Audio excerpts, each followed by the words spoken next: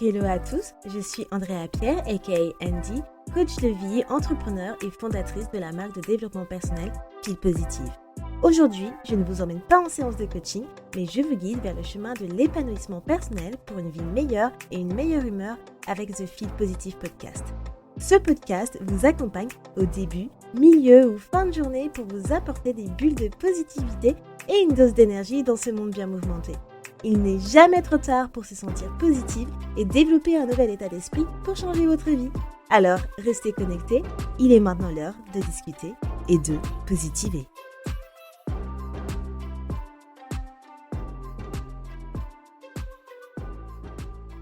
Il y a un mot dont on a peur ou qu'on ne se permet pas vraiment d'énoncer. C'est le mot puissance. La puissance féminine. Comme si c'était trop grand pour nous les femmes, ou trop arrogant. Alors aujourd'hui, on va parler de la puissance féminine, ce qu'elle est vraiment et pourquoi vous l'avez peut-être mise de côté et comment en fait la réveiller sans vous trahir, sans vous durcir et sans devenir quelqu'un que vous ne reconnaissez pas. Et bien évidemment, parce qu'on parle de puissance féminine, cet épisode s'adresse plus aux femmes, comme vous l'aurez pu le voir. Mais si vous êtes un homme, vous pouvez très bien envoyer cet épisode à votre femme, à votre meilleure amie, bon, à un personnage féminin de votre entourage. Effectivement, on fait la différence entre la puissance féminine et la puissance masculine. J'ai fait un épisode Feel Boost, il me semble, je sais plus si c'était les Feel Boost d'été de l'année dernière, en 2025, ou si c'était les Feel Boost de 2026 de février. Mais j'ai fait un épisode là-dessus où je parlais justement de la puissance féminine et de la différence avec la puissance masculine. La puissance masculine, ça touche du coup à l'énergie masculine qui est beaucoup plus dure dans la performance, dans la logique, alors que la puissance féminine, ça va être relatif à l'énergie féminine qui est beaucoup plus douce, beaucoup dans l'intuition, dans la créativité, dans la compréhension et la sensibilité. Donc la puissance féminine, ce n'est pas imiter, comme vous pouvez le voir, la puissance masculine. Pour moi, la vraie puissance féminine, c'est quelque chose de complètement différent. C'est connaître votre valeur sans avoir besoin de prouver à chaque instant. C'est avoir en fait des limites claires parce que vous vous respectez, pas parce que vous vous défendez. C'est avancer vers ce que vous voulez avec plus de ténacité et rester en fait dans la douceur, dans la façon dont vous traitez votre propre chemin. C'est vraiment utiliser en fait cette sensibilité comme si c'était une intelligence en fait et pas la cacher comme si c'était une faiblesse puisque au final c'est une force. Donc une femme, dans sa puissance féminine, c'est celle qui va accepter de douter, mais qui, malgré le doute, avance quand même. Et beaucoup d'entre nous ont mis aujourd'hui leur puissance féminine de côté. Et ça, ce n'est pas un hasard. C'est vraiment le résultat de messages qu'on a reçus beaucoup trop tôt. Hem, Encore une fois, que ce soit dû à la société, que ce soit, à notre entourage, hem, ce qu'on a reçu pendant notre éducation par nos parents. Par exemple, je suis sûre que vous avez déjà entendu, les filles, ce genre de choses. «Oh mais les femmes, les filles, ça ne fait pas ci», en parlant par exemple, de l'entrepreneuriat. «Les femmes, elles ne sont pas faites pour être entrepreneuses».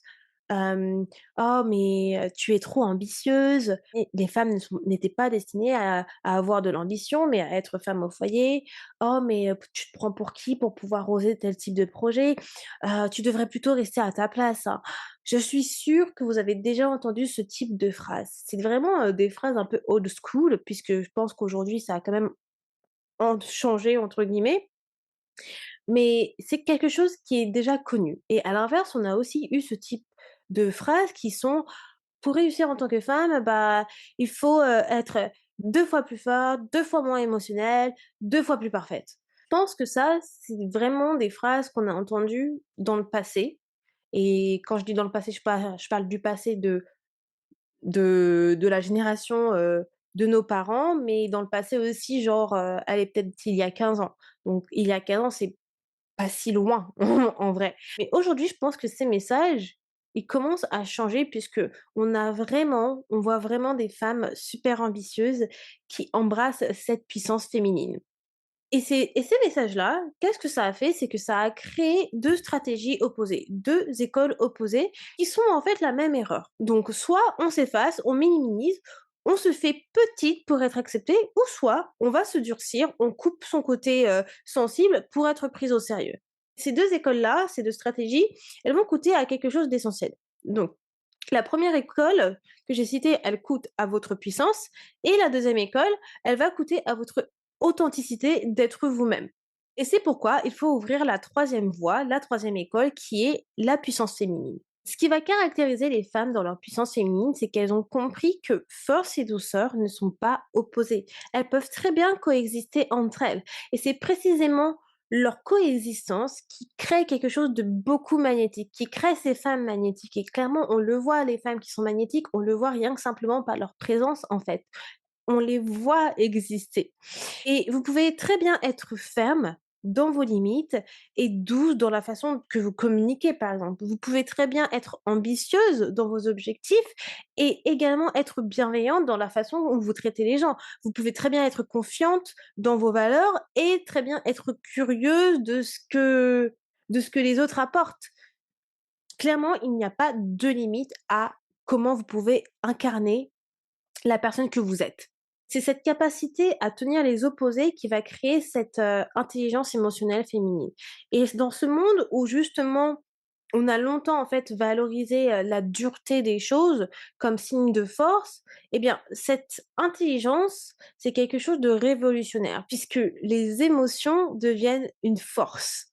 Il y a 3 croyances que j'ai remarquées pendant plusieurs années qui bloquent votre puissance féminine et qui m'ont bloquée dans ma puissance féminine. La première croyance, et je suis sûre que ça va vous parler, c'est que si vous prenez trop de place, vous allez déranger. Mais déranger, au contraire, déranger les gens. Et c'est quelque chose qui m'a beaucoup trop touchée, beaucoup plus dans le monde, je dirais, professionnel avec mon full-time job que dans l'entrepreneuriat. Et c'est là où je vois vraiment la différence à comment j'ai ma puissance féminine en tant qu'entrepreneur, mais que dans le monde professionnel avec mon full-time job, où c'est quelque chose encore où je dois travailler. Et en fait, cette croyance-là où je prends trop de place, je dérange, c'est cette croyance qui fait que, bah, vous allez parler moins fort que nécessaire, par exemple, dans les réunions, parce que vous avez peur de déranger, vous avez peur de porter votre voix. Vous allez minimiser vos réussites parce que vous avez l'impression que vous en avez eu tellement que, bah, ça va déranger les gens. Alors que en fait, la puissance féminine commence par décider que vous avez le droit d'occuper l'espace que vous occupez, sans demander la permission aux autres. Et je vous parle en connaissance de cause parce que comme je l'ai dit, j'ai aucun problème de puissance féminine avec mon entrepreneuriat, mais par contre avec mon full-time job, cette croyance numéro un, c'est quelque chose que j'expérience. C'est par exemple, si je vous donne un exemple précis, c'est que dans mon full-time job, je réussis bien. Clairement, j'ai changé, de poste récemment et dans mon poste, je suis autant bonne que dans mes précédents postes et rien que dans mon précédent poste, j'avais beaucoup de reconnaissance quand je rencontrais, des personnes de ma boîte que je connaissais pas et que je disais: «Je suis Andy», ils me disaient: «Ah, c'est toi Andy?» Je fais: «Mais comment vous me connaissez?» «En fait, c'est la première fois que je te parle». «Ah, bah, parce qu'on parle de toi en positif, des tes accomplissements et cetera» et en fait, plus on voyait mon nom, pour moi, plus ça me dérangeait parce que en fait, je voyais que ça attisait la jalousie et justement ce côté où ça attise la jalousie, bah, c'est ça que ça me dérangeait. Donc je me faisais plus petite, je minimisais plus mes réussites, mes victoires. Alors que, bah, je suis bonne dans ce que je fais, je suis bonne dans ce que je fais, qu'est-ce que je peux faire? C'est pas voilà, c'est pas de ma faute, c'est plutôt quelque chose de positif. Mais dans ce côté justement avec mon full-time job, j'ai encore cette tendance à ne pas me montrer puisque je me dis que si on connaît trop mon nom, si mon nom est trop cité et qu'à chaque fois on reconnaît mes victoires et ben, ça va déranger, ça va attirer de la jalousie et je crois beaucoup au mauvais œil. Bref, ça va être la croyance numéro un. La croyance numéro 2, c'est cette, phrase qui dit: «Pour être prise au sérieux, vous devez supprimer vos émotions». Alors que vos émotions sont de l'information. Vos émotions vous donnent accès à des nuances que la logique, en fait, ne voit pas. Et aujourd'hui, les leaders les plus efficaces, que ce soit hommes ou femmes, ils ont une intelligence émotionnelle incroyable grâce à leurs émotions et ils n'ont pas supprimé leurs émotions.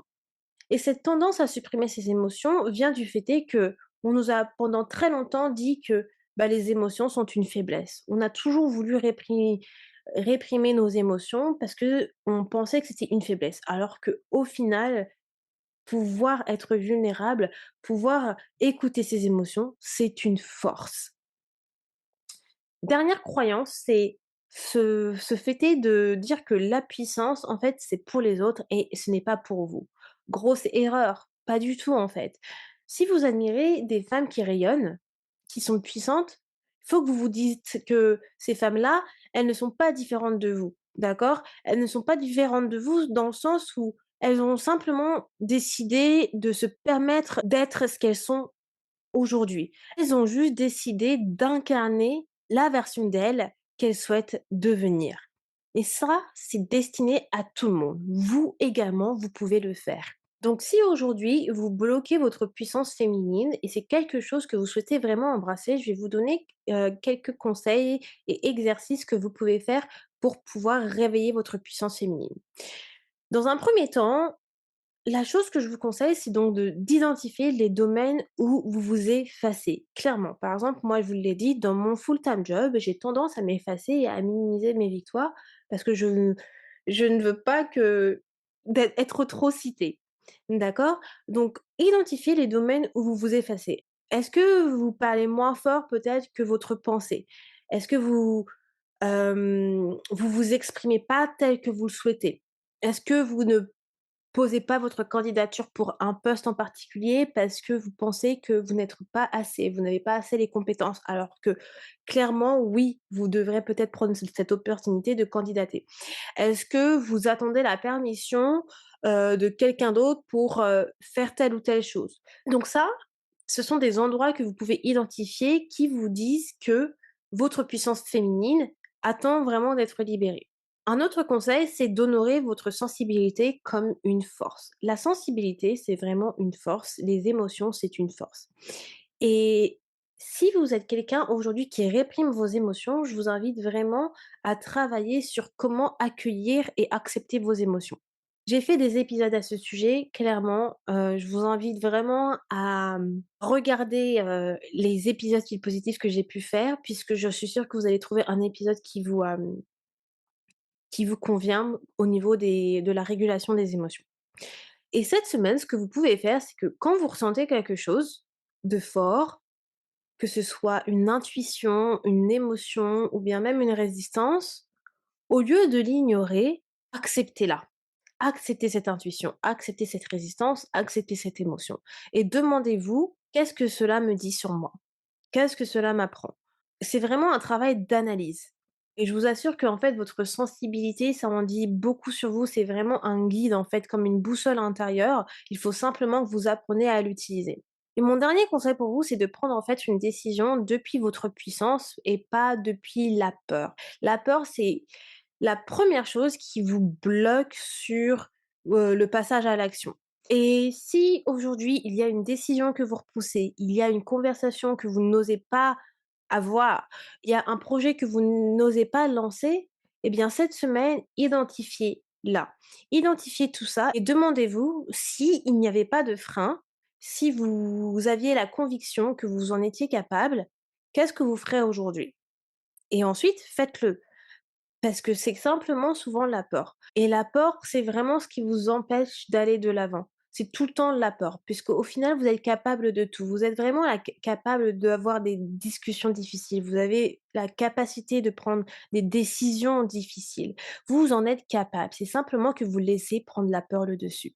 Et pour terminer sur cet épisode, j'ai envie de vous dire à vous, femmes, c'est que en tant que femme, vous êtes déjà douce et forte. Et cette personne douce et forte, vous n'avez pas besoin de la construire parce qu'elle est déjà en vous. Elle est déjà en vous. La meilleure version de vous-même que vous souhaitez devenir est déjà en vous. Vous devez simplement la rencontrer. Et je suis sûre que cette personne-là, elle attend simplement cette permission d'être pleinement vue aussi. Donc vous devez prendre le temps de la rencontrer, vous devez prendre le temps de pouvoir l'embrasser, l'accueillir. Et je suis sûre que dès que ça arrivera, vous allez être encore plus épanouie. Voilà les amours pour cet épisode d'aujourd'hui. J'espère que cet épisode vous a plu et qu'il vous a apporté vraiment des clés pour pouvoir aller à la rencontre de votre puissance féminine. Sur ce, moi je vous dis à lundi prochain pour un nouvel épisode de Filles Positives. Bye tout le monde! Merci beaucoup de ton écoute et d'être resté avec moi jusqu'au bout. Si à la fin de cet épisode tu sens ton humeur changer et tu te sens un peu plus boosté, n'hésite pas à me laisser un avis ou une note sur ta plateforme d'écoute préférée, ça me fera toujours plaisir et j'apprécierai de les lire dans le prochain épisode. À bientôt, positivement, Andy.